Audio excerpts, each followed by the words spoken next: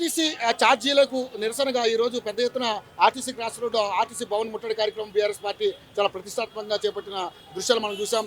ప్రతి అడుగడుగున కూడా అరెస్టుల పర్వం కొనసాగింది. కేటీఆర్, హరీష్ రావు, అదేవిధంగా ముఖ్య నాయకులందరూ కూడా ఇక్కడ దేవప్రసాద్ గారు, అదేవిధంగానే అందరూ ముఖ్య నాయకులందరూ కూడా ఇక్కడ ఉన్నారు. వాళ్ళందరితో మాట్లాడదాం.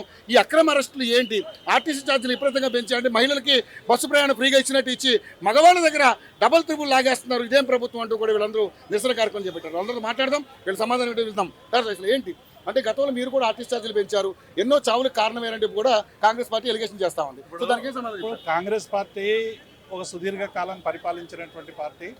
ప్రతి పరిపాలన కూడా నిర్బంధం, విధ్వంసం, అనేక అంశాలలో ప్రజల్ని పీక తినడం అనేటువంటిది కాంగ్రెస్ నైజం. బీఆర్ఎస్ పార్టీ ఎన్నడూ కూడా ప్రజల మీద పెనుభారం లేకుండా చేసేటువంటి ప్రయత్నం చేసినాం. ఈరోజు మీరు చూడండి, మేము మెహదీపట్నం నుంచి మా మాజీ మంత్రి హరీష్ రావు గారితో ప్రయాణం చేసి వచ్చినాం. ప్రతి ప్రయాణికుడు కూడా మాకు 10 రూపాయలు పెరిగినాయి, 20 రూపాయలు పెరిగినాయి, మా బస్ పాసులు పెరిగినాయని రోధిస్తున్నారు. ఈ ప్రభుత్వాన్ని శాపిస్తున్నారు. జూబ్లీ హిల్స్ ఎన్నికలకు పాల్గొంటున్నటువంటి ఓటర్లకు ఒక బహుమతిగా ఇవాళ ఈ రేట్లు పెంచండు. కాబట్టి జూబ్లీ హిల్స్ లో ఉన్నటువంటి పేదలందరూ కూడా ఆలోచించాలి. కాబట్టి ఇవాళ డెఫినెట్గా మేము చెప్తున్నాము, ఇవాళ రేట్లు తగ్గించే వరకు బీఆర్ఎస్ పార్టీ మా ప్రత్యక్ష కార్యాచరణ కొనసాగుతుంది. అందుకే ఇవాళ మొదటి దశలో వినతి పత్రాలు ఇస్తా ఉన్నాం, వారికి అడుగుతా ఉన్నాం, డిమాండ్ చేస్తా ఉన్నాం. కానీ ఇది ఏం నిర్బంధం? ప్రజాప్రతినిధులను కూడా తోసేసి ఎవరిని కూడా లోపలికి పోకుండా ఒక వినతి పత్రం ఇస్తామంటే ప్రజాపాలన రోజు రండి, నేను ఇక్కడే ఉంటా, తీసుకుని Revanth Reddy where are you, we are at Bus Bhavan, ఎవరు ఇక్కడ వినతి పత్రం తీసుకోవడానికి ఏ ఒక్క మనిషి లేడే?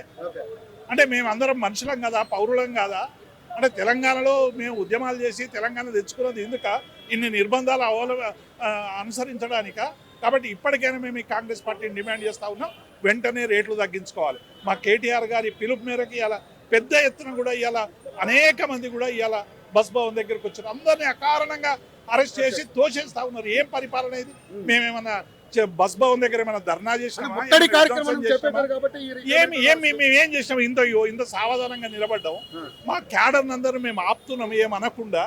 దాన్ని కూడా వీళ్ళు అంటే ఎట్లో ఏ పరిస్థితుల్లోనైనా బీఆర్ఎస్ ను గెలకాలే, వాళ్ళతో 2 కొట్టించుకోవాలి, తర్వాత అందరిని అరెస్ట్ చేయాలి, ఒక విధ్వంసంగా చిత్రీకరించాలని ప్రయత్నం చేస్తారు. ఆ ట్రాప్లో మేము పడదలుచుకోలేదు.